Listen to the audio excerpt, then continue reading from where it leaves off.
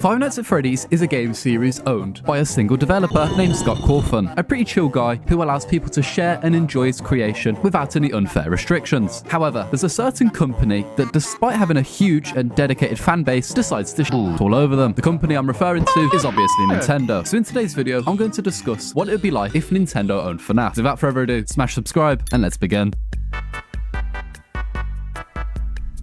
One of the main things Nintendo loves to do is to not allow anyone to even remotely enjoy any of their games. And the main way they love to do this is to instantly ban any fan games made on their games. This means that if someone does make a fan game and decides to not let Nintendo shut it down, they will either be taken to court until they're made homeless, or they will suddenly and mysteriously disappear for some reason. So if Nintendo owned FNAF, there would be no way a game like The Joy of Creation or Five Nights at Candy's would ever release and stay released for very long. Another great thing Nintendo likes to do is to sue poor people, as they have some of the best lawyers in the world. So if they did own Five Nights at Freddy's and you decided to name your brand new child any name related to any of the characters in the series, for example Freddy, then they would be thrown into a pit of acid. Nintendo also absolutely despises any competition, especially when that competition happens to be a much better product than what they are selling. This means that if they owned FNAF, any company that decided to involve animatronics or maybe even robots in general into their games would be sued into the ground. Nintendo also likes to do this thing where they think that they are perfect, and anyone who thinks otherwise